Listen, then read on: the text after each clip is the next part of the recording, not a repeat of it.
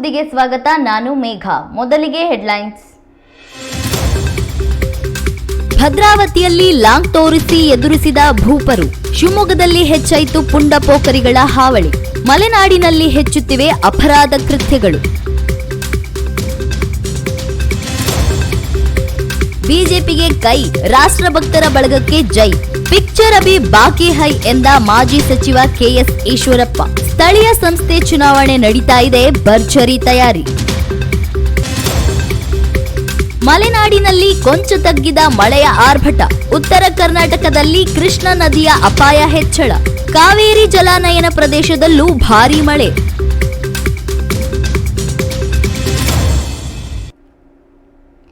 ಈಗೊಂದು big breaking news ಬರಲಿದೆ, ಬನ್ನಿ ನೋಡೋಣ.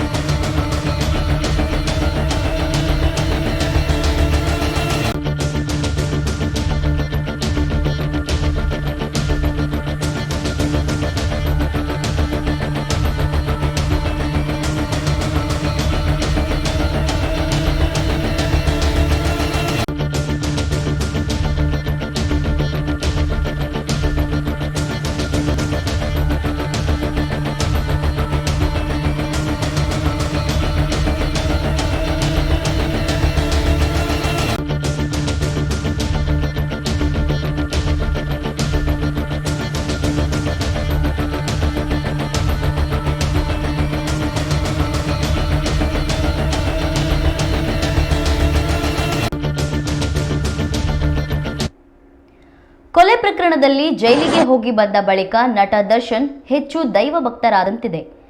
ಒಂದರ ಹಿಂದೆ ದೇವಾಲಯಗಳಿಗೆ ಭೇಟಿ ಕೊಡುತ್ತಿದ್ದಾರೆ ದರ್ಶನ್. ಚಾಮುಂಡೇಶ್ವರಿ ದೇವಾಲಯ, ಗೌಡರಗೆರೆ ಚೌಡೇಶ್ವರಿ ದೇವಾಲಯ, ಬನಶಂಕರಿ ದೇವಾಲಯ, ತಮಿಳುನಾಡಿನ ದೇವಾಲಯ, ರಾಜ್ಯದ ಇನ್ನೂ ಕೆಲವು ದೇವಾಲಯಗಳ ಬಳಿಕ ಕೇರಳದ ಶ್ರೀ ಭಗವತಿ ದೇವಾಲಯಕ್ಕೆ ಭೇಟಿ ನೀಡಿ ಶತ್ರು ಸಂಹಾರ ಪೂಜೆಯನ್ನ ಸಹ ಮಾಡಿಸಿದ್ರು. ಇದೀಗ ಮತ್ತೊಮ್ಮೆ ಕೇರಳದ ಇನ್ನೊಂದು ಅತ್ಯಂತ ಪ್ರಸಿದ್ಧ ದೇವಾಲಯಕ್ಕೆ ಭೇಟಿ ನೀಡಿ ವಿಶೇಷ ಪೂಜೆ ಮಾಡಿಸಿದ್ದಾರೆ.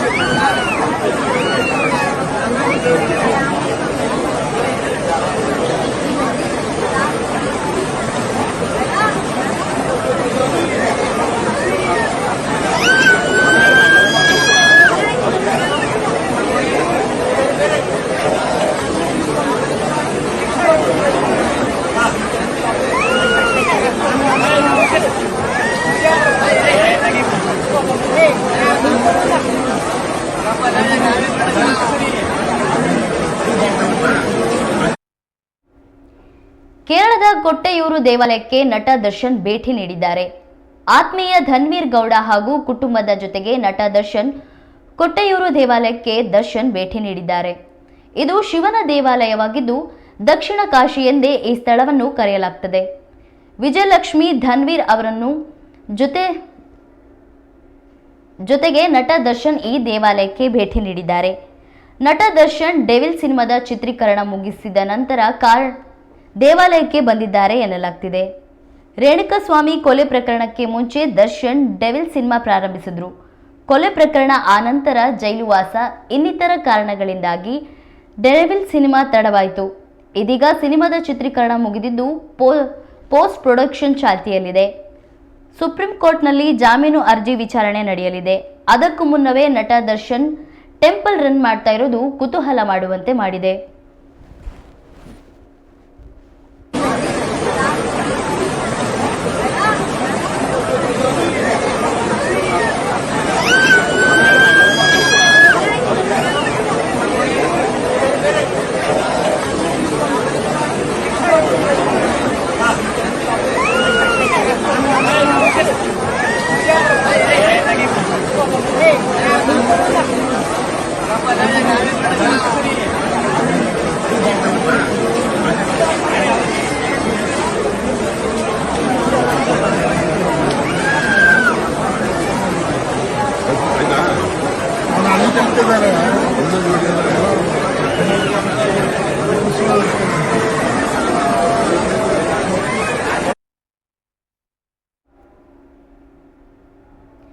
ಸಣ್ಣ ಪುಟ್ಟ ಜಗಳಕ್ಕೆ ಹಿರಿಯ ನಾಗರಿಕರ ಮೇಲೆ ಹಲ್ಲೆ ಮಾಡೋದು ಎಷ್ಟು ಸರಿ? ಶಿವಮೊಗ್ಗದ ಕೆಲ ಏರಿಯಾಗಳಲ್ಲಿ ಈ ಪುಂಡ ಪೋಖರಿಗಳ ಹಾವಳಿ ಮಿತಿ ಮೀರಿದೆ. ಗುಂಡಪ್ಪ ಶೆಡ್ನಲ್ಲೂ ಕ್ಷುಲ್ಲಕ ಕಾರಣಕ್ಕೆ ಹಿರಿಯ ನಾಗರಿಕರ ಮೇಲೆ ಹಲ್ಲೆ ನಡೆಸಲಾಗಿದೆ. ಈ ಕುರಿತ ಒಂದು ರಿಪೋರ್ಟ್ ಇಲ್ಲಿದೆ. ಶಿವಮೊಗ್ಗದಲ್ಲಿ ಪುಂಡ ಪೋಖರಿಗಳ ಹಾವಳಿ, ನಶೆಯಲ್ಲಿ ಹಿರಿಯ ನಾಗರಿಕನಿಗೆ ಥಳಿತ. ಶಿವಮೊಗ್ಗ ನಗರದಲ್ಲಿ ರಾತ್ರಿ 10 ಗಂಟೆಯ ನಂತರ ಪುಂಡ ಪೋಖರಿಗಳ ಹಾವಳಿ ಕೆಲ ಏರಿಯಾದಲ್ಲಿ ಹೆಚ್ಚಾಗಿದೆ. ಗಾಂಜಾ ನಶೆಯಲ್ಲೋ ಎಣ್ಣೆ ಏಟಿನಲ್ಲೋ ಬೈಕ್ ರೇಸ್ ಮಾಡುವುದು, ಬೇಕಾಬಿಟ್ಟಿ ವಾಹನ ಚಾಲನೆ ಮಾಡಿದ ಪ್ರಕರಣಗಳು ವರದಿಯಾಗ್ತಲೇ ಇವೆ. ವಿನೋಬನಗರದ 100 ಅಡಿ ರಸ್ತೆ, ಭಾರತೀಯ ಆಹಾರ ನಿಗಮದ ರಸ್ತೆ, ಆಲ್ಕೊಳ, ಗಾಡಿಕೊಪ್ಪ, ಹೊಳೆ ಬಸ್ ಸ್ಟಾಪ್ ಸೇರಿದಂತೆ ಇತರ ಕಡೆ ಪುಂಡರ ಹಾವಳಿ ಹೆಚ್ಚಾಗಿದೆ. ಇದಕ್ಕೆ ಪೂರಕವಾಗಿರುವಂತೆ ಶಿವಮೊಗ್ಗದ ಪ್ರತಿಷ್ಠಿತ ಬಡಾವಣೆ ಗುಂಡಪ್ಪ ಶೆಡ್ನಲ್ಲಿ ಹಿರಿಯ ನಾಗರಿಕರ ಮೇಲೆ ಯುವಕರು ಹಲ್ಲೆ ನಡೆಸಿದ್ದಾರೆ.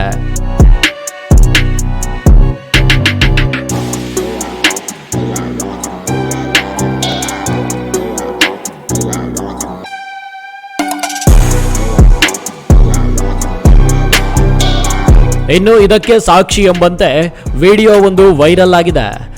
ಬೈಕ್ ನಿಲ್ಲಿಸುವ ವಿಚಾರದಲ್ಲಿ ಪ್ರಶ್ನಿಸಿದ ಹಿರಿಯ ನಾಗರಿಕರೊಬ್ಬರ ಕೆನ್ನೆಗೆ ಯುವಕ ಬಾರಿಸಿದ್ದಾನೆ. ಆತ ಹೊಡೆದ ಒಂದೇ ಹೊಡೆತಕ್ಕೆ ಆ ಹಿರಿಯ ಜೀವ ಅಲ್ಲೇ ಕುಸಿದು ಬಿದ್ದಿದೆ. ತಕ್ಷಣ ನೆರೆಹೊರೆಯವರು ನೀರು ಕೊಟ್ಟು ಸಮಾಧಾನ ಪಡಿಸಿದ್ದಾರೆ.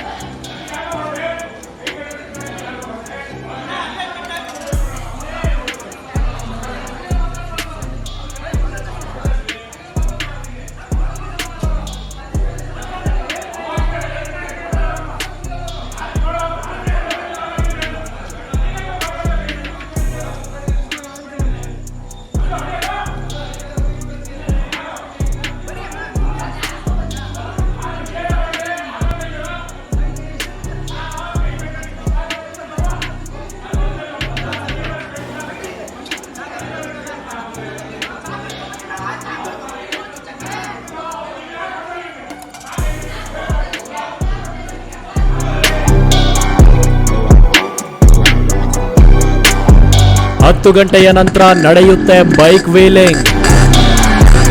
ಅತಿ ವೇಗದ ವಾಹನ ಚಾಲನೆ. ಇನ್ನು ಯುವಕನ ವರ್ತನೆಗೆ ಸಾರ್ವಜನಿಕರು ಆಕ್ರೋಶ ವ್ಯಕ್ತಪಡಿಸಿದ್ದಾರೆ. ಆದರೆ ಈ ಘಟನೆ ಕೋಟೆ ಪೊಲೀಸ್ ಠಾಣೆ ಮೆಟ್ಟಿಲೇರದಿರುವುದೇ ಆಶ್ಚರ್ಯ. ಇನ್ನು ಸುತ್ತಮುತ್ತಲಿನ ಜನರು 4 ಬಿಟ್ಟು ಬುದ್ಧಿ ಹೇಳಿದ್ರೆ ಇಲ್ಲ 112ಗೆ ಕರೆ ಮಾಡಿ ಮಾಹಿತಿ ನೀಡಿದ್ರೆ ಇಂತಹ ಘಟನೆಗಳನ್ನು ತಪ್ಪಿಸಬಹುದಿತ್ತು. ಇನ್ನು ಮಾಜಿ ಡಿಸಿಎಂ KS ಈಶ್ವರಪ್ಪನವರ ಮನೆ ಸಮೀಪವೇ ಈ ಘಟನೆ ನಡೆದಿದ್ದು ವಿಪರ್ಯಾಸವೇ ಸರಿ. ಇನ್ನು ಗುಂಡಪ್ಪ ಶೆಡ್ ತಳಭಾಗದ ತುಂಗಾ ಸೇತುವೆ ಕೆಳಗೆ ಮುಂಜಾನೆ 4 ಗಂಟೆಯಿಂದಲೇ ಅಕ್ರಮ ಮದ್ಯ ಮಾರಾಟವಾಗುತ್ತದೆ ಅನ್ನೋ ಆರೋಪವೂ ಇದೆ.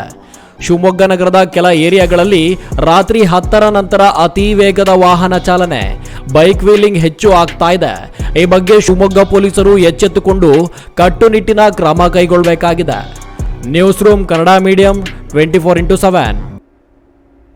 ಭದ್ರಾವತಿಯಲ್ಲಿ ಅಪರಾಧ ಕೃತ್ಯಗಳು ಹೆಚ್ಚಾಗುತ್ತಿವೆ. ಇದೀಗ JDS ಮುಖಂಡರೊಬ್ಬರ ಮನೆಗೆ ಲಾಂಗು ಮಚ್ಚು ಹಿಡಿದು ನುಗ್ಗಿ ಕೊಲೆ ಬೆದರಿಕೆ ಹಾಕಿದ ಘಟನೆ ನಡೆದಿದೆ. ನ್ಯೂಟನ್ ಪೊಲೀಸರು ಇಬ್ಬರ ವಿರುದ್ಧ ಕೇಸ್ ದಾಖಲಿಸಿದ್ದಾರೆ.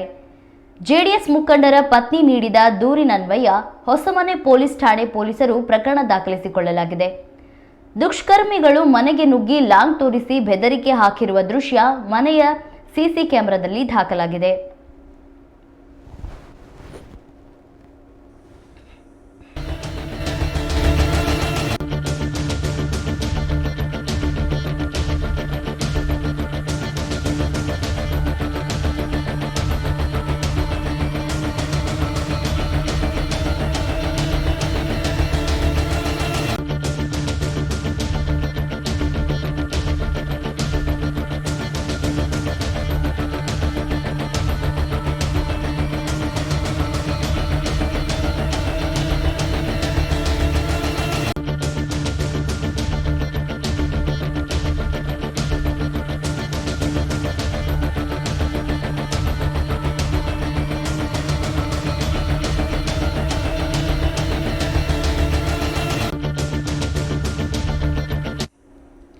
ಜೂನ್ 16ರ ಮಧ್ಯರಾತ್ರಿ ಮನೆಗೆ ಎಂಟ್ರಿ ಕೊಟ್ಟ ದುಷ್ಕರ್ಮಿಗಳು ಅವಾಚ್ಯ ಶಬ್ದ ಬಳಕೆ ಮಾಡಿ ನಿಮ್ಮನ್ನ ಬಿಡೋದಿಲ್ಲ ಎಂದು ಕೂಗಿದ್ದಾರೆ. ಲಾಂಗ್ ತೋರಿಸಿ ತಾನು ರೌಡಿಯೊಬ್ಬನ ಶಿಷ್ಯ ಎಂದು ಹೇಳಿದ್ದಾಗಿ ಉಲ್ಲೇಖಿಸಲಾಗಿದೆ. ಮೇಲಾಗಿ ಮನೆಯಲ್ಲಿದ್ದ ಮುಖಂಡರ ಪತ್ನಿಗೆ ನಿಮ್ಮ ಪತಿ ಸಿಕ್ಕರೆ ಸಾಯಿಸುವುದಾಗಿ ಬೆದರಿಕೆ ಹಾಕಿದ ದುಷ್ಕರ್ಮಿಗಳು ಬಳಿಕ ಅಲ್ಲಿಂದ ಎಸ್ಕೇಪ್ ಆಗಿದ್ದಾರೆ. ಸದ್ಯ ಆರೋಪಿಗಳ ಗುರುತು ಪತ್ತೆಯಾಗಿದ್ದು ಪೊಲೀಸರು ಪ್ರಕರಣ ದಾಖಲು ಮಾಡಿಕೊಂಡಿದ್ದಾರೆ.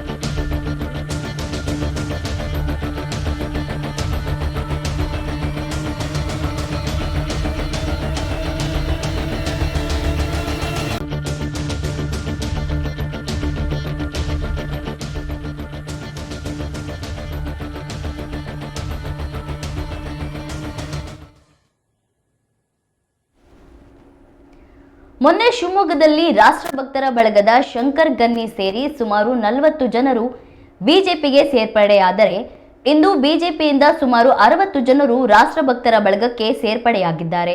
ಹೌದು, ಮಾಜಿ ಡಿಸಿಎಂ ಈಶ್ವರಪ್ಪನವರ ಮನೆಯಲ್ಲಿ ಇಂದು ರಾಷ್ಟ್ರಭಕ್ತರ ಬಳಗಕ್ಕೆ ಸಂಗೀತಾ ನಾಗರಾಜ್ ವಾರ್ಡ್ ನಂಬರ್ 35, ಸಂಧ್ಯಾ, ಹರ್ಷ ಮಂಡ್ಲಿ 17 ವಾರ್ಡ್ 19 ರಮೇಶ್ ಪ್ರಕಾಶ್ ಶೇಖರ್, ಗಾಡಿಕೊಪ್ಪದ ಮೂರ್ತಿ, ಗುಲಾಬಿ ಮೂರ್ತಿ, ತಿರುಮಲ ಟ್ಯಾಕ್ಸಿ ಸಂಸ್ಥೆಯ ಶೇಖರ್, ಜಯಮ್ಮ, ಗೀತಮ್ಮ, ಮಾಲಶೆಟ್ಟಿ, ಪುರಲೆಗೋಪಿ, ಬಾಬು ಪ್ರಸಾದ್, ಕರಿಬಸಪ್ಪ, ರೇಣುಕಮ್ಮ, ಭಾರತಿ ಕಾಲೋನಿ, ಅರುಣ್ ಮುರುಗೇಶ್, JDSನ 3ನೇ ವಾರ್ಡ್ ಅಧ್ಯಕ್ಷರು, ಕೇಬಲ್ ಮಧು ಸೇರಿದಂತೆ 60ಕ್ಕೂ ಹೆಚ್ಚು ಜನ ಸೇರ್ಪಡೆಯಾದರು.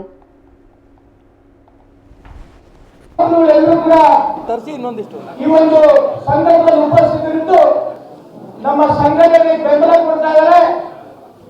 ಮೊದಲನೇ ಎರಡನೇದಾಗಿ ರಾತ್ರಿ ನಿದ್ದೆ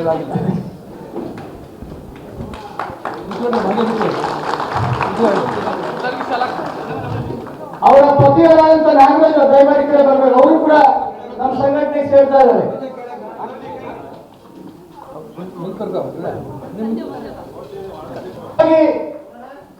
ಏಳನೇ ವಾರ್ಡಿನ ಅಧ್ಯಕ್ಷರಾದಂತ ರಮೇಶ್ ಅವರು,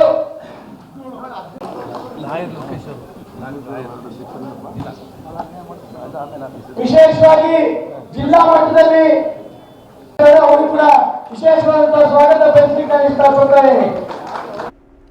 ನಂತರ ಮಾತನಾಡಿದ ಮಾಜಿ ಡಿಸಿಎಂ, 3 ಪಕ್ಷದ ಕಾರ್ಯಕರ್ತರು ಹೊರತುಪಡಿಸಿ ಸಾಮಾಜಿಕ ಹೋರಾಟಗಾರರು ಪಕ್ಷ ಸೇರ್ಪಡೆಯಾಗಿದ್ದಾರೆ.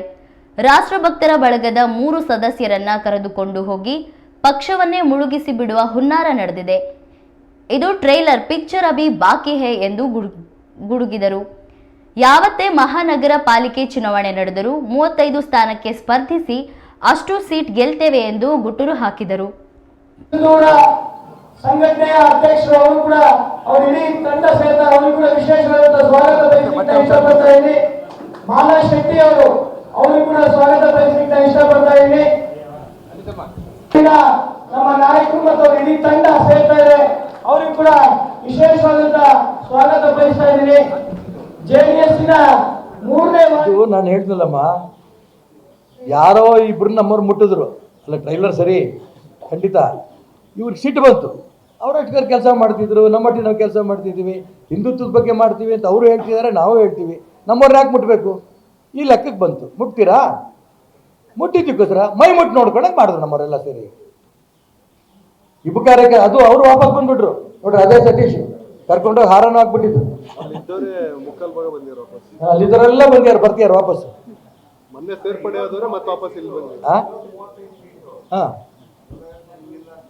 ನಾವು ಸೀಟ್ ಕೊಡ್ತೀವಿ ಅಂತ ಕರೆದಿಲ್ಲ, ನಾವು ಸೀಟ್ ಕೊಡಬೇಕು ಅಂತ ಕರೆದಿಲ್ಲ. ನಾನು ಹೇಳಿದ್ನಲ್ಲ ಉದ್ದೇಶ, ಹಿಂದುತ್ವ ಉಳಿಸ್ಬೇಕು, ಶಿವಮೊಗ್ಗ ನಗರ ಡೆವಲಪ್ಮೆಂಟ್ ಆಗಬೇಕು, ರಾಜ್ಯದಲ್ಲೂ ಕೂಡ ಅನುಕೂಲ ಆಗಬೇಕು, ಬಡವರಿಗೆ ಅನುಕೂಲ ಆಗಬೇಕು. ಆ ದಿಕ್ಕಿನಲ್ಲಿ ಹೋರಾಟಕ್ಕೆ ಇವರೆಲ್ಲ ಬಂದಿರೋದು. ಒಬ್ಬರೇ ಒಬ್ಬರಿಗೆ ನಾವು ಕಾರ್ಪೊರೇಷನ್ ಸೀಟ್ ಕೊಡ್ತೀವಿ ಅಂತ ಕರೆದಿಲ್ಲ.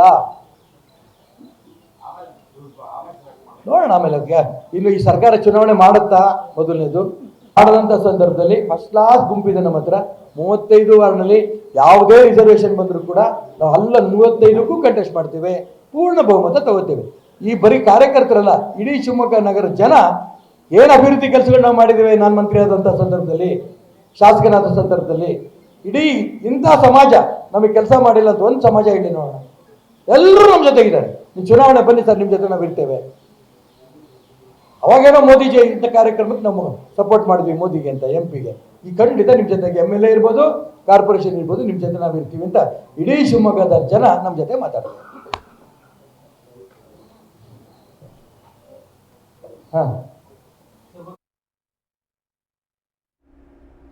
ಕುತ್ತಿಗೆ ಕೊಯ್ದರೂ ಹಿಂದುತ್ವ ಬಿಟ್ಟು ಹೋಗಲ್ಲ.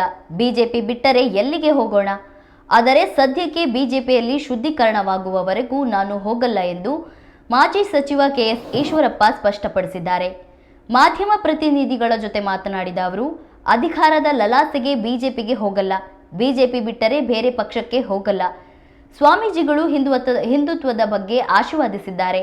ಅವರು ಹೇಳಿದ ದಾರಿಯಲ್ಲಿ ಸಾಗುವೆ ಎಂದು ಹೇಳಿದರು.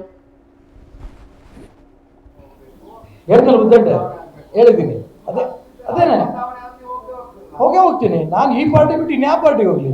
ಹೇಳಿದ್ರಲ್ಲ ಮಾತಾಡ್ತಾ, ಸಮಾಜವಾದಿ ಪಾರ್ಟಿಯ ಯಾದವ್ ಅಂತ ಇದ್ರು ಅಲ್ಲ, ಅಖಿಲೇಶ್ ಯಾದವ್ ಫೋನ್ ಮಾಡಿದ್ರು, ಇಡೀ ರಾಜ್ಯ ಜವಾಬ್ದಾರಿ ನಿಮಗೆ ಕೊಡ್ತೀವಿ ಬನ್ನಿ ಅಂತ. ನಾನು ಹೇಳಿದೆ, ನಿಮ್ಮ ಸಬ್ಜೆಕ್ಟ್ ಚೇಂಜ್ ಮಾಡ್ಕೊತೀರಾ ಅಂತ. ಏನು ಅಂದ್ರು, ಹಿಂದುತ್ವ ಒಪ್ಕೊಂಡ್ರೆ ನಾ ಬರ್ತೀನಿ. ನಮ್ಮ ರಾಜ್ಯದ ಸಚಿವ ಸಂಪುಟ ಮಂತ್ರಿಗಳು, ಅಣ್ಣ ನಿಮ್ಗೆ ಏನು, ನಿಮ್ಮ ಮಗನಿಗೆ ಏನು ಬೇಕು, ನಿಮ್ಗೆ ಏನು ಬೇಕು, ಬಂದ್ಬಿಡಿ ಕಾಂಗ್ರೆಸ್ ಕೊಡ್ತೀವಿ ಅಂದರು. ಅವ್ರಿಗೂ ಅದನ್ನೇ ಹೇಳಿದೆ, ಹಿಂದುತ್ವ ಒಪ್ಕೊಂಡ್ ಬರ್ತೀನಪ್ಪ, ಬರ್ತೀನಿ ನಾನು. ನೋಡಿ, ಕುತ್ತಿಗೆ ಕೊಯ್ದ್ರು ಕೂಡ ಹಿಂದುತ್ವವನ್ನು ಬಿಟ್ಟು ನಾವು ಹೋಗಲ್ಲ. ನಮ್ಮ ತಾಯಿನೇ ಭಾರತೀಯ ಜನತಾ ಪಾರ್ಟಿ.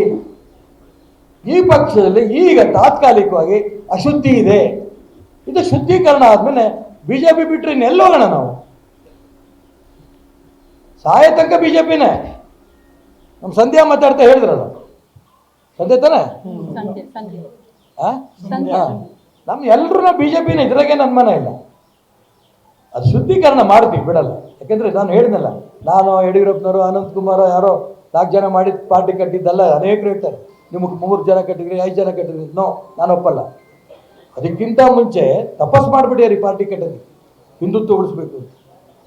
ಆ ಉದ್ದೇಶದಲ್ಲಿ ನಾವು ಹೊರಟಿರೋದು ಬಿಟ್ಟರೆ ಯಾರೋ ಕಾರ್ಪೊರೇಟರ್ ಆಗಬೇಕು, ಮೇಯರ್ ಆಗಬೇಕು, MLA ಆಗಬೇಕು, MLC ಆಗಬೇಕು ಅಲ್ಲ. ಇಷ್ಟು ವರ್ಷ ಆ ಸಂಘಟನೆ ನಮಗೆ ಕೊಟ್ಟಿರೋಂಥ ಸಂಸ್ಕಾರ, ಈ ಪಕ್ಷವನ್ನು ಉಳಿಸ್ಬೇಕು, ಈ ಸಿದ್ಧಾಂತ ಉಳಿಸ್ಬೇಕು. ಬರೀ ಪಾರ್ಟಿ ಅಲ್ಲ. ಅಧಿಕಾರಕ್ಕೆ ಹೋಗ್ಬಿಡ್ಬೋದು. 18 ಜನ ಪಕ್ಷಕ್ಕೆ ಕರ್ಕೊಂಡ್ವಿ, 30 ಕೋಟಿ ಕೊಟ್ವಿ, ಗೆದ್ದು ಬಂದರು, ಸರ್ಕಾರ ಬಂತು. ವಿಚ್ಛೇದಿತ ಪತ್ನಿ ಮತ್ತು ಆಕೆಯ ತಾಯಿ ಮೇಲೆ ಮಾರಣಾಂತಿಕ ಹಲ್ಲೆ ನಡೆಸಿದ್ದ ಆರೋಪಿಗೆ 2.5 ವರ್ಷ ಕಾರಾಗೃಹ ಶಿಕ್ಷೆ ಮತ್ತು 20,000 ರು ಹಣ ದಂಡ ವಿಧಿಸಿ ಶಿವಮೊಗ್ಗದ ಘನ 3ನೇ ಹೆಚ್ಚುವರಿ ಜಿಲ್ಲಾ ಮತ್ತು ಸತ್ರ ನ್ಯಾಯಾಲಯ ತೀರ್ಪು ನೀಡಿದೆ. ವಿದ್ಯಾನಗರದ ರಾಘವೇಂದ್ರ ತನ್ನ ಹೆಂಡತಿಯೊಂದಿಗೆ ವಿಚ್ಛೇದನ ಪಡೆದುಕೊಂಡಿದ್ದನು.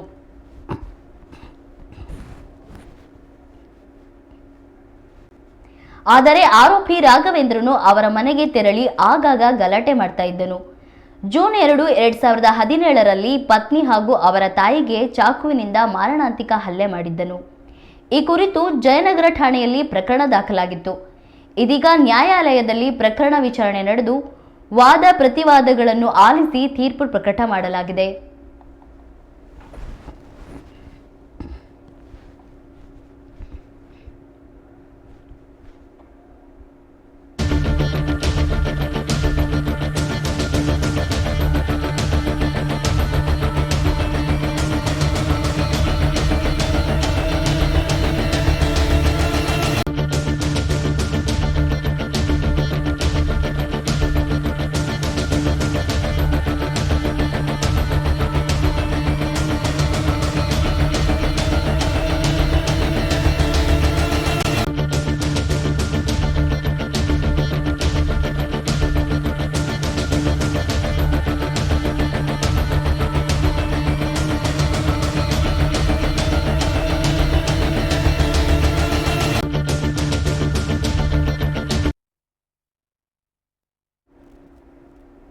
ಮಹಾರಾಷ್ಟ್ರದಲ್ಲಿ ಭಾರಿ ಮಳೆಯಾಗುತ್ತಿರುವುದರಿಂದ ಕೃಷ್ಣಾ ನದಿಯು ಆಲಮಟ್ಟಿ ಜಲಾಶಯದಿಂದಲೂ ಅಪಾರ ಪ್ರಮಾಣದಲ್ಲಿ ನೀರನ್ನು ನದಿಗೆ ಹರಿಸಲಾಗುತ್ತಿದೆ. ಈಗಾಗಲೇ ಕೃಷ್ಣಾ ನದಿ ಅಪಾಯ ಮಟ್ಟವನ್ನು ತಲುಪಿದ್ದು ಆಲಮಟ್ಟಿ ಜಲಾಶಯದಿಂದ 1.5 ಲಕ್ಷ ಕ್ಯೂಸೆಕ್ ನೀರನ್ನು ನದಿಗೆ ಹರಿಸಲಾಗುತ್ತಿದೆ. ಇನ್ನು ನಾರಾಯಣಪುರ ಜಲಾಶಯದಿಂದಲೂ 1,60,000 ಕ್ಯೂಸೆಕ್ ನೀರನ್ನು ನದಿಗೆ ಹರಿಬಿಡಲಾಗುತ್ತಿದ್ದು ನದಿ ತೀರದ ಜನರಿಗೆ ಎಚ್ಚರಿಕೆ ಸಂದೇಶ ನೀಡಲಾಗಿದೆ.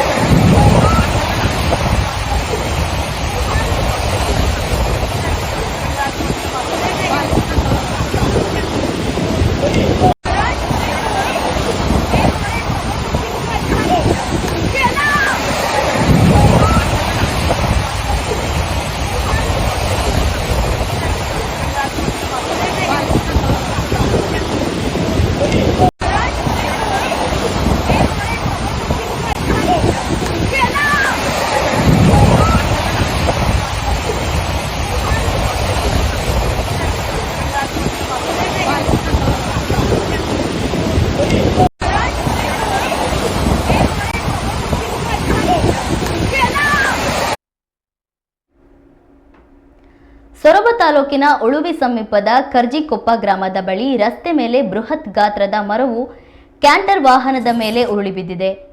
ಹಿರೇಕೆರೂರಿನಿಂದ ಉಳುವಿ ಗ್ರಾಮದಲ್ಲಿ ಗೊಬ್ಬರ ತುಂಬಲು ಹೊರಟಿದ್ದ ಕ್ಯಾಂಟರ್ ವಾಹನ ಈ ಅವಘಡಕ್ಕೆ ಒಳಗಾಗಿದೆ.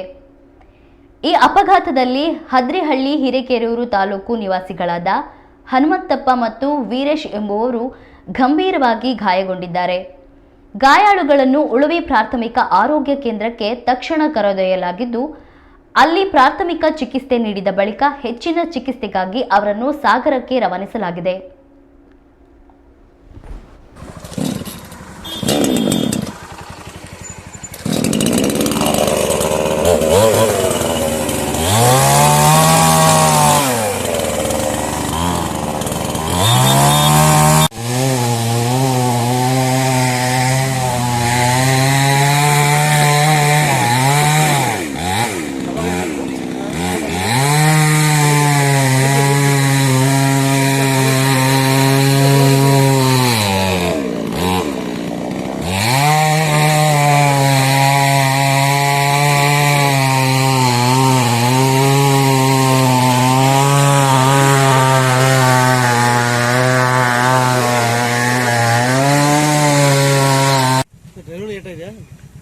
ಗಿಡಗಳಿಗೆ ಏಟಾಗಿದೆ ಸರ್.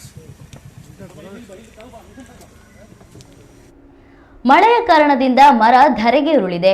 ಅಗ್ನಿಶಾಮಕ ಹಾಗೂ ಅರಣ್ಯ ಇಲಾಖೆ ಸಿಬ್ಬಂದಿ ತಕ್ಷಣ ಸ್ಥಳಕ್ಕೆ ಧಾವಿಸಿ ಮರವನ್ನ ತೆರವುಗೊಳಿಸಿ ವಾಹನ ಸಂಚಾರಕ್ಕೆ ವ್ಯವಸ್ಥೆ ಮಾಡಿದ್ದಾರೆ. ಜೋರಾಗಿ ಸ್ವಲ್ಪ ಜೋರ ಮಾತಾಡಿ.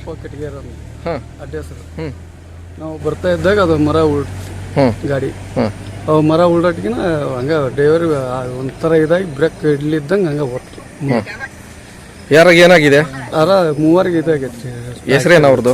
ಅವನ ಹೆಸರು ರಮೇಶ್ ವಲೇಕರ್ ಅಂದು ಓನರ್ ಗಾಡಿ ಇದೆ. ಆಮೇಲೆ ಬೇರೆ ಇಬ್ಬರು ಅವ್ರ ಹೆಸರು ಹನುಮಂತಪ್ಪ ಒಬ್ಬನು, ಆಮೇಲೆ ಈರಪ್ಪ ಅಂತ ಒಬ್ಬನ್ರಿ. ವೀರಪ್ಪ ಅಂತ. ಎಲ್ಲಿಗೆ ಹೋಗ್ತಿದ್ರಿ? ನಾವು ಇಲ್ಲಿ ಇದಕ್ಕೆ ಹೊಂಟವ್ರಿ, ಗೊಬ್ಬರ ಇರಕ್ಕಂತ ಹೊಂಟಿದ್ದೀವಿ ರೀ. ಗೊಬ್ಬರ ಇರಕ್ಕೆ ಎಲ್ಲಿಂದ ಬರ್ತಿದ್ರಿ? ಹಿರೇಕೆರೆ ಊರಿಂದ. ಹಿರೇಕೆರೆ. ಎಲ್ಲಿ ಗೊಬ್ಬರ ಇರಕ್ಕೆ ಎಲ್ಲಿ ಹೋಗ್ತಿದ್ರಿ? ಇಲ್ಲಿ ಉಳಿಗೆ ಹೊಂಟಿದ್ದೀವಿ ರೀ. ಅಲ್ಲಿ ಒಂದು ಗೊಬ್ಬರ ಅನ್ಲೋಡ್ ಮಾಡೋದಿತ್ತು. ಹಾಂ, ತುಂಬೆ ಬರೋದಿತ್ತ ಗೊಬ್ಬರ ನಿಮ್ಮ? ಸರಿ. ಇನ್ಸಿಡೆಂಟ್ ಏನಾಗಿದೆ?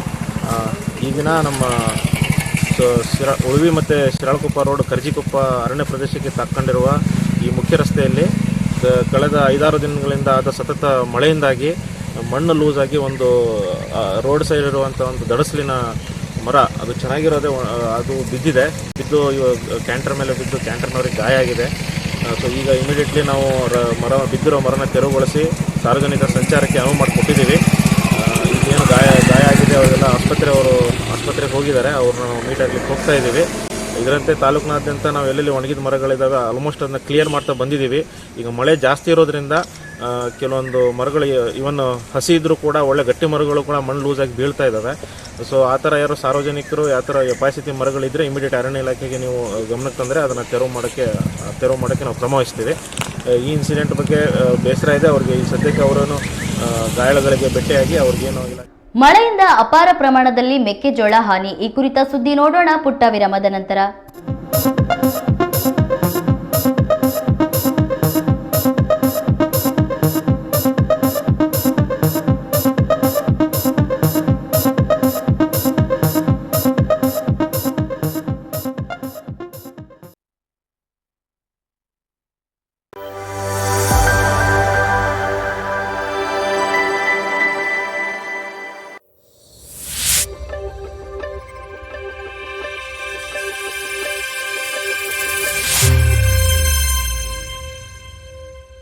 ನಿಮ್ಮ ಊರಿನಲ್ಲೂ ಸಮಸ್ಯೆಗಳಿವೆಯಾ? ಸಂಬಂಧಪಟ್ಟವರ ಗಮನಕ್ಕೆ ತಂದರೂ ಪ್ರಯೋಜನವಾಗಿಲ್ಲವೇ? ಹಾಗಾದ್ರೆ ನೀವು ಮಾಡಬೇಕಾಗಿರುವ ಕೆಲಸ ಇಷ್ಟೇ. ನಿಮ್ಮ ಊರಿನ ಸಮಸ್ಯೆಯ ಕುರಿತು ಒಂದು ವಿಡಿಯೋ ಮಾಡಿ ಸ್ವಲ್ಪ ಮಾಹಿತಿ ಕೊಡಿ. ಆ ವಿಡಿಯೋವನ್ನ ಈ ನಂಬರ್ಗೆ ಕಳುಹಿಸಿಕೊಡಿ. 9900218866. ಆ ಸಮಸ್ಯೆಯನ್ನ ನಾವು ಪ್ರಸಾರ ಮಾಡುತ್ತೇವೆ. ವಾಟ್ಸಪ್ ವರದಿಗಾರ.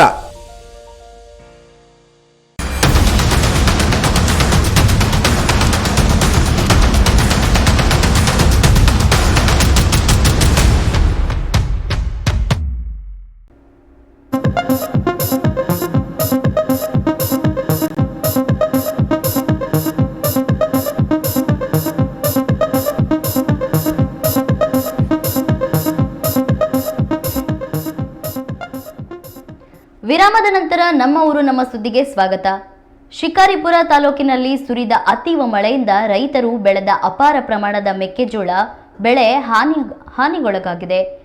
ಇಂತಹ ಪ್ರದೇಶಗಳಿಗೆ ಸಂಸದ BY ರಾಘವೇಂದ್ರ ಭೇಟಿ ನೀಡಿ ಪರಿಶೀಲನೆ ನಡೆಸಿ ರೈತರಿಗೆ ಧೈರ್ಯ ತುಂಬಿ ರಾಜ್ಯ ಸರ್ಕಾರದೊಂದಿಗೆ ಸಂವಹನ ನಡೆಸಿ ಸೂಕ್ತ ಪರಿಹಾರ ದೊರಕುವಂತೆ ಕ್ರಮ ಕೈಗೊಳ್ಳಲಾಗುವುದು ಎಂದು ಭರವಸೆ ನೀಡಿದರು.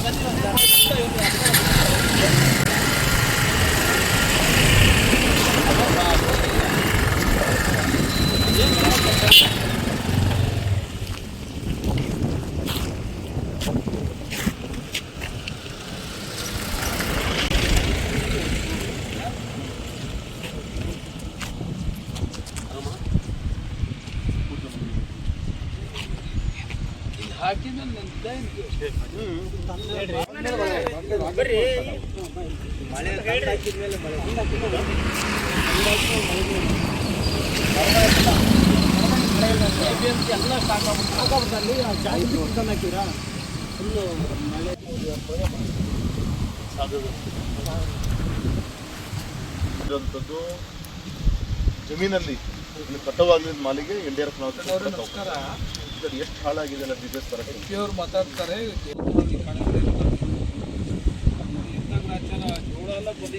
ಅಧ್ಯಕ್ಷ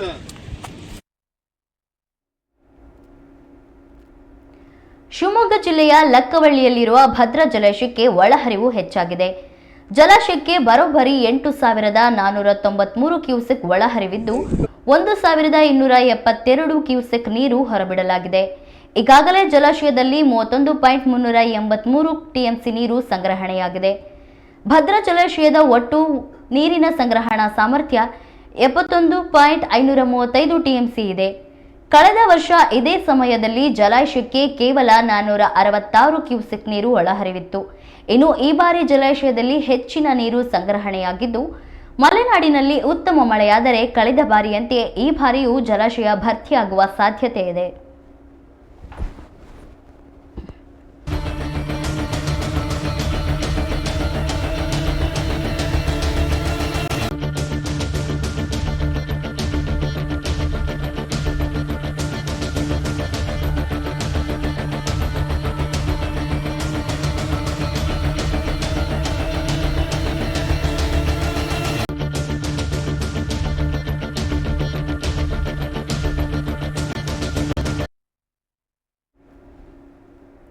ಶಿವಮೊಗ್ಗ ಜಿಲ್ಲೆಯ ಗಾಜನೂರಿನಲ್ಲಿರುವ ತುಂಗಾ ಜಲಾಶಯ ಭರ್ತಿಯಾಗಿದೆ.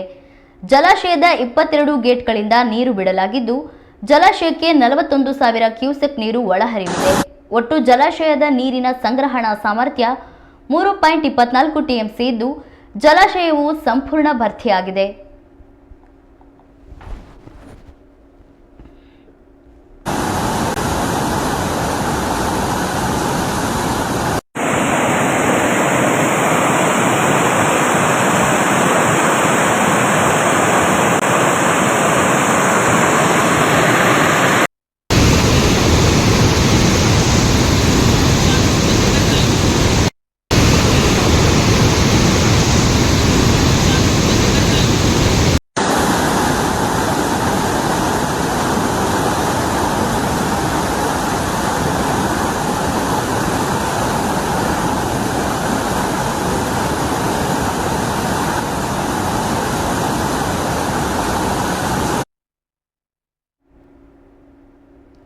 ಕಾವೇರಿ ಜಲಾನಯನ ಪ್ರದೇಶದ ಕೆಆರ್ಎಸ್, ಹಾರಂಗಿ, ಕಬಿನಿ ಹಾಗೂ ಹೇಮಾವತಿ ಜಲಾಶಯಕ್ಕೆ ಭರ್ಜರಿ ನೀರು ಹರಿದು ಬಂದಿದೆ.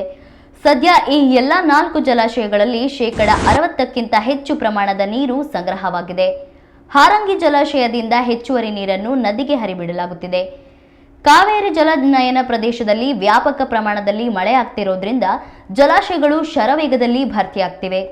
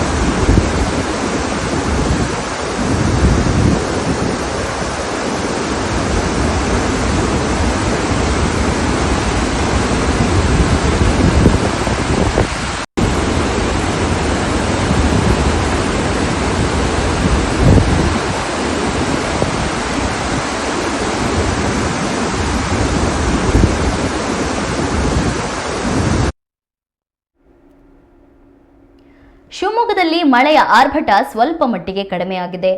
ಲಿಂಗನಮಕ್ಕಿ ಜಲಾಶಯದ ಒಳಹರಿವಿನಲ್ಲೂ ಇಳಿಕೆಯಾಗಿದ್ದು 50,000 ಕ್ಯೂಸೆಕ್ ತಲುಪಿದ್ದ ಜಲಾಶಯದ ಒಳಹರಿವು ಈಗ 25,000ಕ್ಕೆ ಬಂದು ನಿಂತಿದೆ. ಜಲಾಶಯದಲ್ಲಿ ಸುಮಾರು 5 ಟಿಎಂಸಿ ನೀರು ಹೆಚ್ಚಾಗಿದ್ದು 35 ಟಿಎಂಸಿ ಇದ್ದ ನೀರಿನ ಪ್ರಮಾಣ ಸುಮಾರು 40.95 ಟಿಎಂಸಿ ತಲುಪಿದೆ. ಅದೇ ರೀತಿ ಜಲಾಶಯದಿಂದ ಸುಮಾರು 5,184 ಕ್ಯೂಸೆಕ್ ನೀರು ಹೊರಬಿಡಲಾಗಿದ್ದು ನೀರಿನ ಸಂಗ್ರಹಣೆಯಲ್ಲಿ ಹೆಚ್ಚಾಗುತ್ತಿದೆ. ಲಿಂಗನಮಕ್ಕಿ ಜಲಾಶಯದ ಒಟ್ಟು ನೀರಿನ ಸಂಗ್ರಹಣಾ ಸಾಮರ್ಥ್ಯ 151.64 ಟಿಎಂಸಿ ಇದ್ದು, ಪ್ರಸ್ತುತದಲ್ಲಿ ಜಲಾಶಯ ಶೇಕಡ 27ರಷ್ಟು ಭರ್ತಿಯಾಗಿದ್ದು 40.95 ಟಿಎಂಸಿ ನೀರು ಸಂಗ್ರಹಣೆಯಾಗಿದೆ. ಈ ಬಾರಿಯೂ ಕಳೆದ ಬಾರಿಯಂತೆ ಉತ್ತಮ ಮಳೆಯಾದರೆ ಲಿಂಗನಮಕ್ಕಿ ಜಲಾಶಯ ಭರ್ತಿಯಾಗುವ ಸಾಧ್ಯತೆ ಹೆಚ್ಚಿದೆ.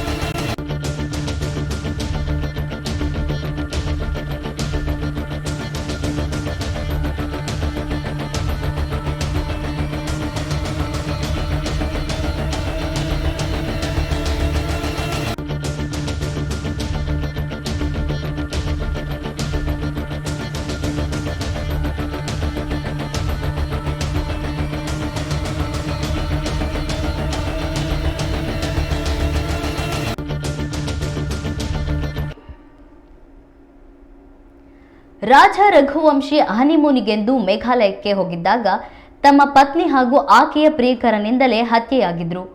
ಅವರು ಹನಿಮೂನಿಗೆಂದು ಇಂದೂರಿನಲ್ಲಿರುವ ತಮ್ಮ ಮನೆಯಿಂದ ಹೊರಟಾಗಿನ ವಿಡಿಯೋ ವೈರಲ್ ಆಗಿದೆ. ಎದುರಿನ ಸಿಸಿ ಕ್ಯಾಮೆರಾದಲ್ಲಿ ಎಲ್ಲವೂ ಸರಿಯಾಗಿತ್ತು. ವಿಡಿಯೋದಲ್ಲಿ ರಾಜ ಬೆನ್ನಿಗೆ ಬ್ಯಾಗ್ ಹಾಕಿ ಮತ್ತೊಂದು ಟ್ರಾಲಿ ಬ್ಯಾಗ್ ಎಳೆದುಕೊಂಡು ಬಂದು ಬೈಕ್ ಹತ್ತುವುದನ್ನು ಕಾಣಬಹುದು. ಅವರು ಮೊದಲು ಮೊಬೈಲ್ ಫೋನ್ನಲ್ಲಿ ಮಾತನಾಡುತ್ತಾ ಹೊರಗೆ ಬರ್ತಾರೆ. ಏರ್ಪೋರ್ಟ್ಗೆ ಹೋಗಲು ಬುಕ್ ಮಾಡಿರುವ ಅಪ್ಲಿಕೇಶನ್ ಆಧಾರಿತ ವಾಹನಕ್ಕಾಗಿ ಕಾಯುವಂತೆ ತೋರುತ್ತದೆ. ಸದ್ಯ ಈ ವಿಡಿಯೋ ಎಲ್ಲೆಡೆ ವೈರಲ್ ಆಗ್ತಿದ್ದು, ಹನಿಮೂನ್ ಹಂತಕಿಗೆ ಸಾರ್ವಜನಿಕರು ಹಿಡಿ ಶಾಪ ಹಾಕಿದ್ದಾರೆ.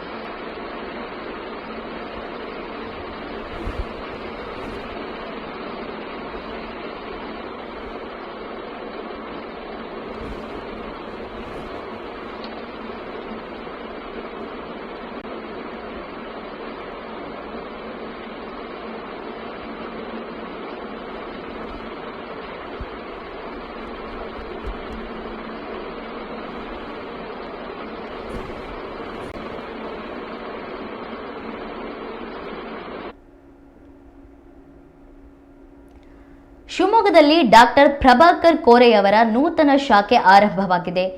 ಉತ್ತರ ಕರ್ನಾಟಕದಲ್ಲಿ ಹೆಸರು ಮಾಡಿರುವ ಸೊಸೈಟಿ ಈಗ ಮಲೆನಾಡಿಗೂ ಹೆಜ್ಜೆ ಇಟ್ಟಿದೆ. ಹಲವಾರು ಸಾಲ ಸೌಲಭ್ಯಗಳ ಸಹ ಇಲ್ಲಿ ದೊರೆಯುತ್ತವೆ. ಈ ಕುರಿತ ಒಂದು ರಿಪೋರ್ಟ್ ಇಲ್ಲಿದೆ. ಶಿವಮೊಗ್ಗದಲ್ಲಿ ಡಾಕ್ಟರ್ ಪ್ರಭಾಕರ್ ಕೋರೆ ಅವರ ನೂತನ ಶಾಖೆ. ಸಾರ್ವಜನಿಕರಿಗೆ ಸಾಲ ಸೌಲಭ್ಯ ಇಲ್ಲಿ ಲಭ್ಯ. 55ನೇ ಬ್ರಾಂಚ್ ಶಿವಮೊಗ್ಗದಲ್ಲಿ ಆರಂಭ. ಇದೇ ನೋಡಿ ಡಾಕ್ಟರ್ ಪ್ರಭಾಕರ್ ಕೋರೆ ಅವರ ಕೋಆಪರೇಟಿವ್ ಕ್ರೆಡಿಟ್ ಸೊಸೈಟಿಯ ನೂತನ ಶಾಖೆ. ನಗರದ ಉಷಾ ನರ್ಸಿಂಗ್ ಹೋಮ್ ಸರ್ಕಲ್ ಬಳಿ ಈ ಶಾಖೆ ತಲೆ ಎತ್ತಿದೆ. ರಾಜ್ಯದ ಹಲವು ಕಡೆ ಬ್ರಾಂಚ್ ಹೊಂದಿದ್ದು ಈಗ 55ನೇ ಬ್ರಾಂಚ್ ನಮ್ಮ ಶಿವಮೊಗ್ಗದಲ್ಲಿ ಆರಂಭವಾಗಿದೆ.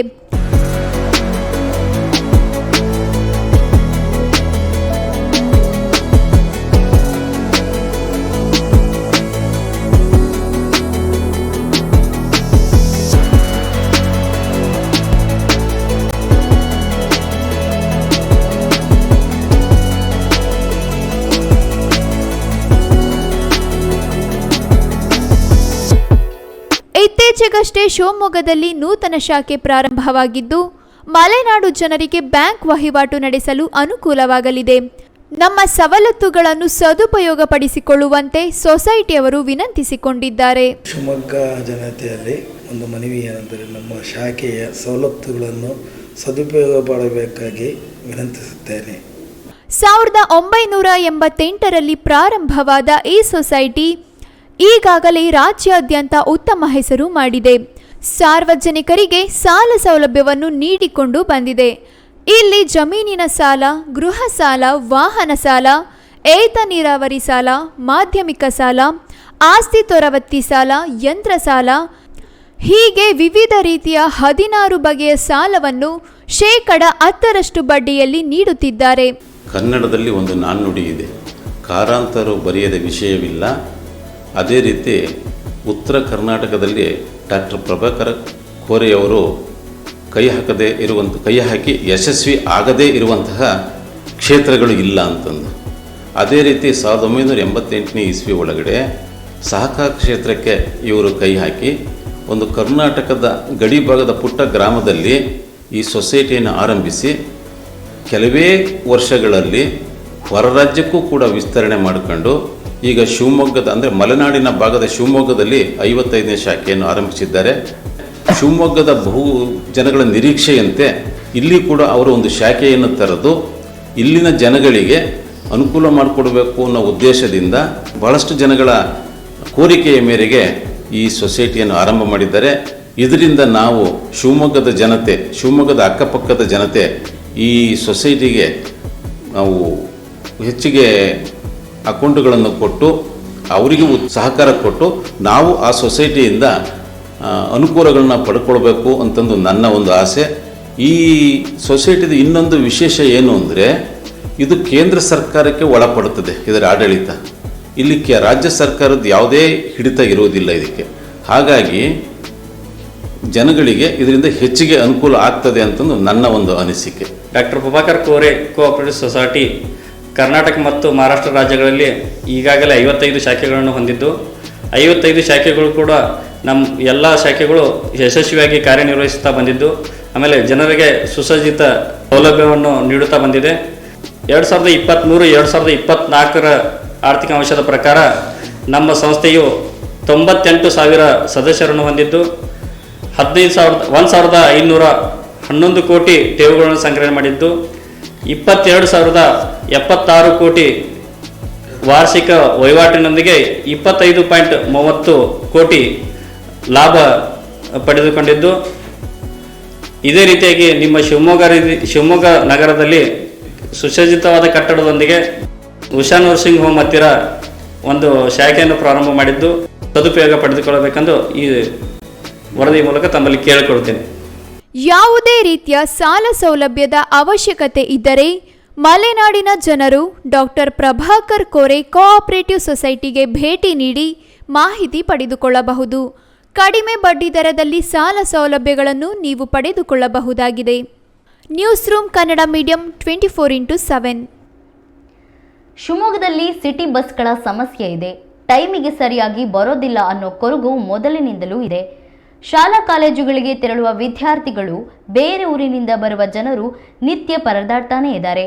ಖಾಸಗಿ ಬಸ್ಗಳ ಅಬ್ಬರದ ನಡುವೆ ನಗರ ಸಾರಿಗೆ ಬಸ್ಗಳು ಮರೀಚಿಕೆಯಾಗಿವೆ. ಈ ಕುರಿತ ಜನಮತ ಇಲ್ಲಿದೆ.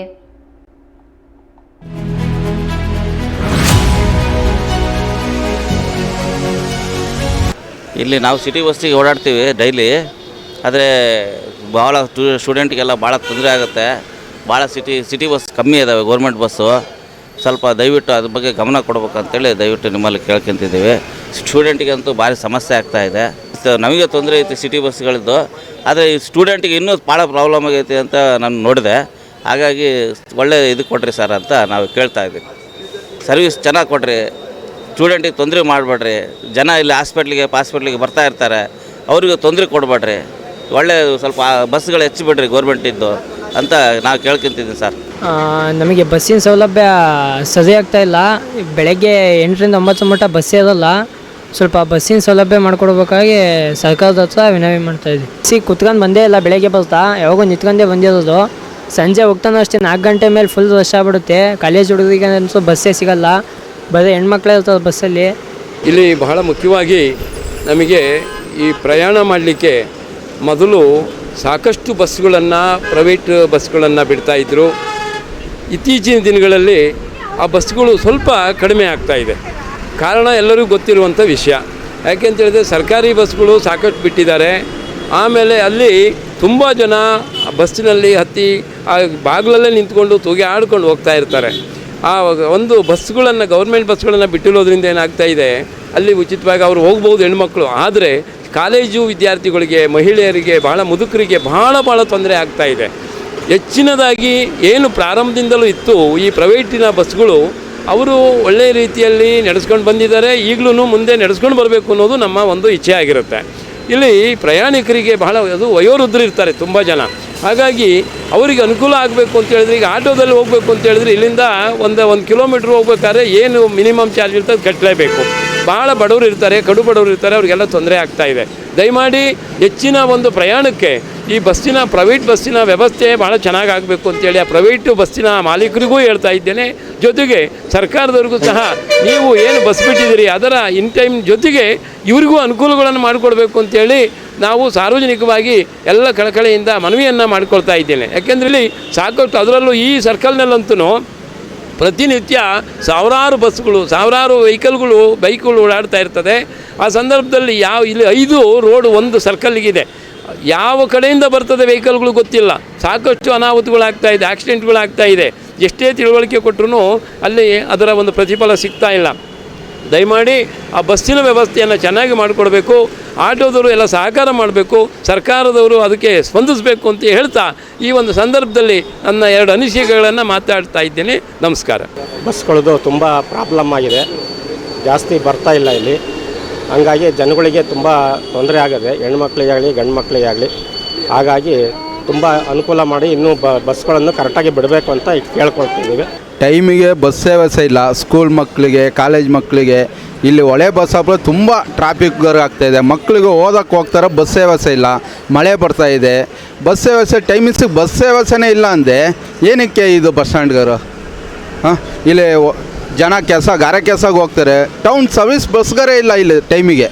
ಹಳ್ಳಿ ಕಡೆಯಿಂದ ಬರ್ತಾರೆ, ಯಲವಟ್ಟಿ, ಹಸೋಡಿ ಫಾರ್ಮು, ಚಿಕ್ಕಮಟ್ಟಿ, ಆ ಕಡೆ ಬಸ್ ವ್ಯವಸ್ಥೆನೇ ಇಲ್ಲ. ಅದೊಂದು ಬಸ್ ವ್ಯವಸ್ಥೆ ನೀವು ಮಾಡಿಕೊಟ್ಟಿದ್ದೆ ಸ್ಕೂಲ್ ಮಕ್ಳಿಗನ ಚೆನ್ನಾಗಾಗತ್ತೆ.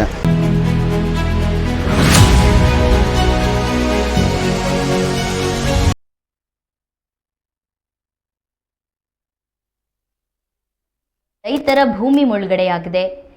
ಈ ಕುರಿತ ಸಂತ್ರಸ್ತರಿಗೆ ಪರಿಹಾರ ಒದಗಿಸುವಂತೆ ಸುಪ್ರೀಂ ಕೋರ್ಟ್ ಕೂಡ ಆದೇಶ ನೀಡಿದ್ದು, ಕಂದಾಯ ಇಲಾಖೆಯ ಅಧಿಕಾರಿಗಳು ನಿರ್ಲಕ್ಷಿಸುತ್ತಿದ್ದಾರೆ. ಇನ್ನು ಜನಪ್ರತಿನಿಧಿಗಳು ರೈತರ ಸಮಸ್ಯೆಗೆ ಸ್ಪಂದನೆ ನೀಡುತ್ತಿಲ್ಲ. ರೈತರು ಬೀದಿ ಬೀದಿ ಸುತ್ತುವಂತೆ ಆಗುತ್ತಿದೆ ಎಂದು ಮಲೆನಾಡು ರೈತ ಹೋರಾಟ ಸಮಿತಿಯ ಸಂಚಾಲಕ ತೀನಾ ಶ್ರೀನಿವಾಸ್ ಆರೋಪಿಸಿದ್ದಾರೆ. ಈ ಎಲ್ಲ ಸಮಸ್ಯೆಯನ್ನು ಗಮನದಲ್ಲಿಟ್ಟುಕೊಂಡು ಜೂನ್ 23ರಂದು ಶಿವಮೊಗ್ಗದ ಜಿಲ್ಲಾಧಿಕಾರಿ ಕಚೇರಿ ಮುಂದೆ ಪ್ರತಿಭಟನೆ ಮಾಡಲು ಮುಂದಾಗಿದ್ದೇವೆ ಎಂದು ಅವರು ತಿಳಿಸಿದರು. ಸಮಸ್ಯೆಗೆ ಸಂಬಂಧಪಟ್ಟ ಹಾಗೆ ರಾಜ್ಯ ಸರ್ಕಾರ ಮಧ್ಯಂತರ ಅರ್ಜಿ ಸಲ್ಲಿಸಿದ ಮೇಲೆ ಒಂದು ಆದೇಶನ ಮಾಡಿತು ಕಳೆದ ವರ್ಷ. ಈ ವರ್ಷದ ಜನವರಿ 20ರೊಳಗೆ ಕೇಂದ್ರ ಸರ್ಕಾರದ ಕಾರ್ಯದರ್ಶಿ ಮತ್ತು ರಾಜ್ಯ ಸರ್ಕಾರದ ಕಾರ್ಯದರ್ಶಿಗಳು ಪರಸ್ಪರ ಕೂತು ಮಾತನಾಡಿ ಸಮಸ್ಯೆ ಬಗೆಹರಿಸ್ರಿ ಅಂತ ಹೇಳಿ ಸುಪ್ರೀಂ ಕೋರ್ಟು ಆದೇಶ ಮಾಡ್ತು. ಆ ಆದೇಶ ಮಾಡಿದಾಗ ನಮ್ಮ ರಾಜ್ಯ ಮಟ್ಟದ ಮುಖ್ಯ ಕಾರ್ಯದರ್ಶಿ ಮತ್ತು ಅರಣ್ಯ ಇಲಾಖೆ ಅಧಿಕಾರಿಗಳು, ಕಂದಾಯ ಇಲಾಖೆ ಅಧಿಕಾರಿಗಳು ನಮ್ಮ ಜಿಲ್ಲೆಯಲ್ಲಿ ಮಾತ್ರ ಈ ಶರಾವತಿ ಮುಳುಗಡೆ ಸಂತ್ರಸ್ತರಿರೋದು. ಅವರ ಸಮಸ್ಯೆ ಏನು ಅಂತ ಹೇಳಿ ಸಂಪೂರ್ಣವಾಗಿ ತಿಳ್ಕೊಂಡು, ಈ ಹಿಂದೆ ಮದನ್ ಗೋಪಾಲ್ ಅವರು ಅಸಿಸ್ಟೆಂಟ್ ಚೀಫ್ ಸೆಕ್ರೆಟರಿ ಆಗಿ ಅರಣ್ಯ ಇಲಾಖೆಗೆ ಆದಾಗ 1 ವರ್ಷಗಳ ಕಾಲ ಅಧ್ಯಯನ ಮಾಡಿ ಸಂಪೂರ್ಣ ಮಾಹಿತಿಯನ್ನ ಇಟ್ಟು ಸರ್ಕಾರಕ್ಕೆ ವರದಿ ಮಾಡಿದ್ರು. ಅದನ್ನು ಸಹ ಅಧ್ಯಯನ ಮಾಡಿ ಸುಪ್ರೀಂ ಕೋರ್ಟಿಗೆ ಒಂದು ಮಾಹಿತಿಯನ್ನ ಕೊಡ್ತಕ್ಕಂಥದ್ದು ನಮ್ಮ ರಾಜ್ಯ ಸರ್ಕಾರದ ಮುಖ್ಯ ಕಾರ್ಯದರ್ಶಿ ಅವ್ರ ಜವಾಬ್ದಾರಿನೂ ಇತ್ತು. ಜೊತೆಗೆ ಕೇಂದ್ರ ಸರ್ಕಾರದ ಮುಖ್ಯ ಕಾರ್ಯದರ್ಶಿ, ಅರಣ್ಯ ಇಲಾಖೆಯ ಪ್ರಧಾನ ಕಾರ್ಯದರ್ಶಿಗಳು ಕೂತು ಇದನ್ನ ಮಾಡಬೇಕಾಗಿತ್ತು. ಆದರೆ ಈಗ ಏನು ಮಾಡಿದ್ದಾರೆ ಅಂದರೆ 2022ರಲ್ಲಿ ಒಂದು ಸರ್ವೆ ಮಾಡಿದ್ದಾರೆ. ಅದರ ಹಿಂದೆ 2017ರಲ್ಲೂ ಸಹ ಒಂದು ಸರ್ವೆಯನ್ನ ಮಾಡಿರೋದು ಇಟ್ಕೊಂಡು 2022ರ ಸರ್ವೆಯನ್ನು ಇಟ್ಕೊಂಡು 7 ತಾಲೂಕುಗಳಲ್ಲಿ ಸರ್ವೆ ಕಾರ್ಯ ಪ್ರಾರಂಭ ಮಾಡಿದ್ದಾರೆ. ಶರಾವತಿ ಮುಳುಗಡೆ ಸಂತ್ರಸ್ತರಿರೋದು ಶಿವಮೊಗ್ಗ ತಾಲೂಕು, ಹೊಸನಗರ ತಾಲೂಕು, ಸಾಗರ ತಾಲೂಕಲ್ಲಿ ಜಾಸ್ತಿ. ತೀರ್ಥಹಳ್ಳಿ ತಾಲೂಕಲ್ಲಿ ಸುಮಾರು ಒಂದು 5-6 ಗ್ರಾಮಗಳು, ಶಿಕಾರಿಪುರ 5-6 ಗ್ರಾಮಗಳು, ಸೊರಬ ಒಂದು 2 ಗ್ರಾಮದಲ್ಲಿ ಬರ್ತದೆ. ಈಗ ಸರ್ವೆ ಕಾರ್ಯ ಆರಂಭ ಮಾಡಿದಾಗ ಈ ಹಿಂದೆ ಸಿದ್ದರಾಮಯ್ಯನವರು ಮುಖ್ಯಮಂತ್ರಿ ಆದಾಗ ಏನು ಡಿನೋಟಿಫಿಕೇಶನ್ ಅರಣ್ಯ ಜಮೀನನ್ನ ಕಂದಾಯ ಜಮೀನಾಗಿ 9,600 ಎಕರೆ ಡಿನೋಟಿಫಿಕೇಶನ್ ಮಾಡಿದ್ರು. ಆ ಪಟ್ಟಿಲಿ ಇರ್ತಕ್ಕಂಥ ಮುಳುಗಡೆ ಸಂತ್ರಸ್ತರ ಹೆಸರಿಲ್ಲ. ಆಮೇಲೆ ಹಿಂದಿನ ಸರ್ಕಾರ ಮಾಡಿದಾಗ ಹೈಕೋರ್ಟ್ ವಜಾ ಮಾಡ್ತು, ಕೇಂದ್ರದ ಅನುಮತಿ ತಗೊಂಡಿಲ್ಲ ಅಂತ ವಜಾ ಮಾಡ್ತು. ಬೊಮ್ಮಾಯಿ ಅವರು ಒಂದು ಗೆಜೆಟ್ ನೋಟಿಫಿಕೇಶನ್ ಮೂಲಕ ಎಲ್ಲ ಮುಳುಗಡೆ ಸಂತ್ರಸ್ತರದ್ದು ವಜಾ ಆಗಿದೆ ಅಂತ ಒಂದು ಆರ್ಡ್ರನ್ನು ಹೊರಡಿಸಿದ್ರು. ಆ ಆರ್ಡ್ರ್ ಪಟ್ಟಿಲಿರೋದು ಇಲ್ಲ. 1962ರಲ್ಲಿ ಕಂದಾಯ ಇಲಾಖೆ ಮಂಜೂರು ಮಾಡಿ ಹಕ್ಕುಪತ್ರ ಕೊಟ್ಟು ಖಾತೆ ಆಗಿ ಎಲ್ಲ ಸೌಲಭ್ಯಗಳು ನೀಡಿದಂಥವ್ರದ್ದು ಸಹ ಭಾಳ ಜನರದ್ದು ಬಿಟ್ಟೋಗಿದೆ. ಸುಮಾರು 1,000 ಜನರದ್ದು ಬಿಟ್ಟೋಗಿದೆ. ಈ ಸಂದರ್ಭದಲ್ಲಿ ನಾನು ಮುಖ್ಯಾಂಶಗಳು ಸಾರಾಂಶ ಏನು ಹೇಳೋದಂದ್ರೆ 65 ವರ್ಷ ಆಗಿದೆ ಶರಾವತಿ ಮುಳುಗಡೆಯವರ ಸಂತ್ರಸ್ತರ ಸಮಸ್ಯೆ ಬಗೆಹರಿಯೋದಕ್ಕೆ. 65 ವರ್ಷ ಆಗಿದೆ. 65 ವರ್ಷ ಆದಮೇಲೆ ಸುಪ್ರೀಂ ಕೋರ್ಟ್ವರೆಗೂ ಹೋಗಿ ನಮ್ಮ ರೈತರು ಯಾರು ಭೂಮಿ ಕೊಡಬೇಕು ಅಂತ ಹೇಳಿದಾಗ ಯಾರು ಕೋರ್ಟಿಗೆ ಹೋಗಿರ್ಲಿಲ್ಲ, ಎಲ್ಲ ಹಂಗೆ ಬಿಟ್ಕೊಟ್ಟು ಸಕಲೇಶಪುರದಲ್ಲಿ ಕಾಡಾನೆಗಳ ಹಾವಳಿ ಸರ್ವೇ ಸಾಮಾನ್ಯ. ಆನೆಗಳು ಸಾಮಾನ್ಯವಾಗಿ ಕಾಡಿನಲ್ಲಿ ನೋಡಿದ್ರೇನೆ ಭಯವಾಗತ್ತೆ. ಹೀಗಿರುವಾಗ ಒಂಟಿ ಸಲಗ ಆನೆ ಊರಿನಲ್ಲಿ ಕಾಣಿಸ್ಕೊಂಡ್ರೆ ಹೇಗಾಗಬೇಡ ಹೇಳಿ? ಹೌದು, ಹಾಸನ ಜಿಲ್ಲೆಯ ಸಕಲೇಶಪುರ ತಾಲೂಕಿನ ಕಿರುಹುಣಸೆ ಗ್ರಾಮದಲ್ಲಿ ಬೆಳ್ಳಂಬೆಳಗ್ಗೆ ಗ್ರಾಮದೊಳಗೆ ಕಾಡಾನೆಗಳು ಪರೇಡ್ ನಡೆಸೋದ್ರಿಂದ ಊರಿನ ಜನ ಬೆಚ್ಚಿ ಬೀಳುವಂತಾಗಿದೆ. ಗ್ರಾಮದ ಮುಖ್ಯ ರಸ್ತೆಯಲ್ಲಿ ಸಾಗಿದ ಒಂದು ಸಲಗ ಹಾಗೂ ಮತ್ತೊಂದು ಹೆಣ್ಣಾನೆ ಗಜ ಗಾಂಭೀರ್ಯದ ಹೆಜ್ಜೆ ಹಾಕಿವೆ. ಕಳೆದ 15 ದಿನಗಳಿಂದ ಇದೇ ಪ್ರದೇಶದಲ್ಲಿ ಕಾಡಾನೆಗಳು ಓಡಾಡುತ್ತಿವೆ. ಸ್ಥಳಕ್ಕೆ ಅರಣ್ಯ ಅಧಿಕಾರಿಗಳು ಭೇಟಿ ನೀಡಿದ್ದಾರೆ.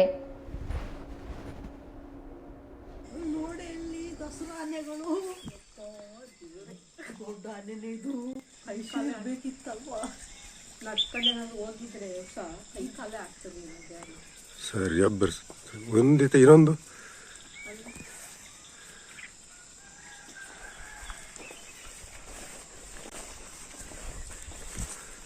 ಒಂದು ಗಂಡು ಒಂದು ಹೆಣ್ಣು.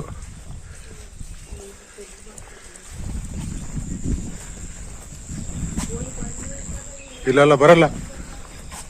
ಓಯ್ ಓಯ್ ಓತ್ ಲಾಡೆ ಬರ್ತಿದೆ. ಓ ಬಂತು ಅಣ್ಣಗೆ ಫೋನ್ ಮಾಡೆ.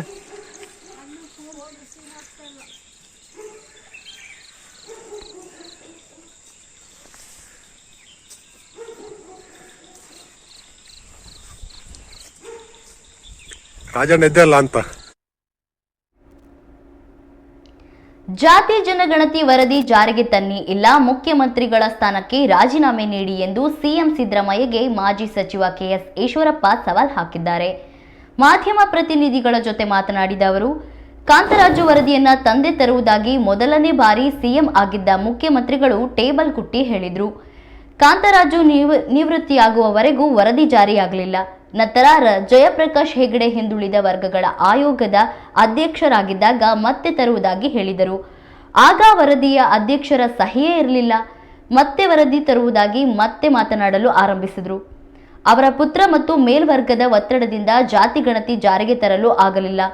9 ವರ್ಷದಿಂದ ಜಾತಿ ಗಣತಿ ವರದಿ ಜಾರಿಗೆ ತರಲು ಆಗಲಿಲ್ಲ. 90 ದಿನಗಳಲ್ಲಿ ತರೋದಕ್ಕೆ ಸಾಧ್ಯವೇ ಎಂದು ಪ್ರಶ್ನೆ ಮಾಡಿದರು. ಯಾರು ಮಾತಾಡಬೇಡಿ. ಸವಾಲು ಸ್ವೀಕಾರ ಮಾಡಿ ಜಾತಿ ಜನಗಣತಿ ವರದಿಯನ್ನ ಜಾರಿಗೆ ತನ್ನಿ. ಇಲ್ಲ ಮುಖ್ಯಮಂತ್ರಿ ಸ್ಥಾನಕ್ಕೆ ರಾಜೀನಾಮೆ ಕೊಡಿ. ಯಾಕೆ ಅಂತಂದರೆ ನೀವು ಹಿಂದುಳಿದವ್ರನ್ನ ದಲಿತರನ್ನ ಗೋಲ್ ಮಾಡ್ಕೊಂಡೇನೆ ಮುಂಚೆಯಿಂದನೂ ಕೂಡ MLA ಆಗಿ ಮಂತ್ರಿ ಆಗಿ ವಿರೋಧ ಪಕ್ಷ ನಾಯಕರಾಗಿ ಉಪಮುಖ್ಯಮಂತ್ರಿ ಆಗಿ ಮುಖ್ಯಮಂತ್ರಿ ಸ್ಥಾನದನ್ನು ಕೂಡ ಹಿಂದುಳಿದವ್ರನ್ನ ದಲಿತರನ್ನ ಬೆದರುಗೊಂಬೆ ಮಾಡಿಕೊಂಡು ಈ ಮುಖ್ಯಮಂತ್ರಿ ಸ್ಥಾನ ತಗೊಂಡ್ರಿ, ಸಂತೋಷ.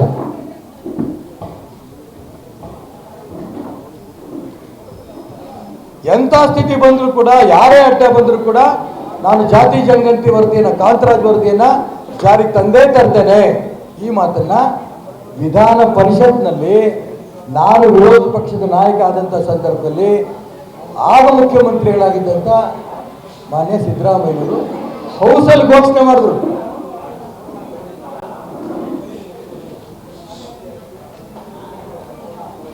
ರೆಕಾರ್ಡ್ ತೆಗೆದು ನೋಡಿ ಗೊತ್ತಾಯ್ತು. ಅಷ್ಟೇ ಯಾಕೆ ರೆಕಾರ್ಡ್ ಆಗಿ ತೆಗೆದು ನೋಡ್ಬೇಕು. ಅದಾದ ನಂತರ ಪ್ರತಿದಿನ ಕಾಂತರಾಜ್ ಅವರು ವರದಿಯನ್ನು ಜಾರಿ ತರ್ತೇವೆ. ಕೊನೆ ಕಾಂತರಾಜ್ ರಿಟೈರ್ಡ್ ಆಗಿದ್ದಂತಲೂ ಕೂಡ ತರಲಿಲ್ಲ. ಜಯಪ್ರಕಾಶ್ ಹೆಗಡೆ ಬಂದ ತಕ್ಷಣ ಏನಾಯ್ತು? ಅದ್ಯಾವುದೋ ವರದಿ ಅಂತೆ, ಒರಿಜಿನಲ್ ನಮ್ಮ ಕೈಗೆ ಸಿಕ್ಕಿಲ್ಲ, ಡೂಪ್ಲಿಕೇಟ್ ನೋಡಿದ್ವಿ ನಾವು. ಅದರಲ್ಲಿ ಸೆಕ್ರೆಟರಿಯ ಸಿಗ್ನೇಚರ್ ಇಲ್ಲ. ಮತ್ತದಕ್ಕೆ ನಾವು ಜೀವ ಕೊಡ್ತೀವಿ, ಬಿಡೋದಿಲ್ಲ. 160 ಕೋಟಿ ನಾವು ಖರ್ಚು ಮಾಡಿದ್ದೇವೆ. 1.5 ಲಕ್ಷ ಶಿಕ್ಷಕರು ಕೆಲಸ ಮಾಡಿದ್ದಾರೆ. ಅದನ್ನು ದಾರಿ ತಂದೇ ತರ್ತೇವೆ ಅಂತ ಮೊನ್ನೆ ತನಕ ಹೇಳಿದ್ರು. ಮೊನ್ನೆ ನಿಮ್ಮ ಮಗನೇ ಹೇಳಿದಾನೆ, ಕಾಂತರಾಜ್ ವರದಿಯನ್ನ ಜಾರಿ ತಂದ್ಬಿಟ್ಟಿದ್ರೆ ಹಿಂದುಳಿದವರಿಗೆ ದಲಿತರಿಗೆ ಬಹಳ ಅನುಕೂಲ ಆಗ್ತಿತ್ತು. ಮೇಲ್ವರ್ಗದ ಜನರ ಒತ್ತಡಕ್ಕೆ ನಾವು ತರಲಿಲ್ಲ. ಎಂತ ಅನ್ಯಾಯ! ನೀವು ಮುಖ್ಯಮಂತ್ರಿ ಆಗಿರ್ಬೇಕು ಅನ್ನೋ ಒಂದೇ ಕಾರಣಕ್ಕೆ ದಲಿತರನ್ನ, ಹಿಂದುಳಿದವ್ರನ್ನ ತುಳಿದು ಮುಖ್ಯಮಂತ್ರಿ ಸ್ಥಾನನೇ ಇದು ಬಹಳ ದೊಡ್ಡದಾಗಿದೆ.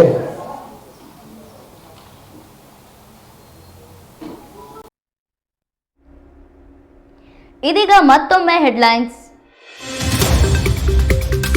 ಭದ್ರಾವತಿಯಲ್ಲಿ ಲಾಂಗ್ ತೋರಿಸಿ ಎದುರಿಸಿದ ಭೂಪರು. ಶಿವಮೊಗ್ಗದಲ್ಲಿ ಹೆಚ್ಚಾಯಿತು ಪುಂಡ ಪೋಖರಿಗಳ ಹಾವಳಿ. ಮಲೆನಾಡಿನಲ್ಲಿ ಹೆಚ್ಚುತ್ತಿವೆ ಅಪರಾಧ ಕೃತ್ಯಗಳು. ಬಿಜೆಪಿಗೆ ಕೈ, ರಾಷ್ಟ್ರಭಕ್ತರ ಬಳಗಕ್ಕೆ ಜೈ. ಪಿಕ್ಚರ್ ಅಭಿ ಬಾಕಿ ಹೈ ಎಂದ ಮಾಜಿ ಸಚಿವ ಕೆಎಸ್ ಈಶ್ವರಪ್ಪ. ಸ್ಥಳೀಯ ಸಂಸ್ಥೆ ಚುನಾವಣೆ ನಡೀತಾ ಇದೆ, ಭರ್ಜರಿ ತಯಾರಿ. ಮಲೆನಾಡಿನಲ್ಲಿ ಕೊಂಚ ತಗ್ಗಿದ ಮಳೆಯ ಆರ್ಭಟ. ಉತ್ತರ ಕರ್ನಾಟಕದಲ್ಲಿ ಕೃಷ್ಣಾ ನದಿಯ ಅಪಾಯ ಹೆಚ್ಚಳ.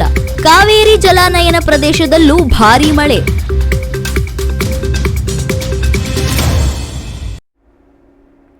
ಇದಾಗಿತ್ತು ಈ ಹೊತ್ತಿನ ಸುದ್ದಿ. ಇನ್ನಷ್ಟು ಮಾಹಿತಿಗಾಗಿ ನೋಡ್ತಾ ಇರಿ ಕನ್ನಡ ಮೀಡಿಯಂ 24x7.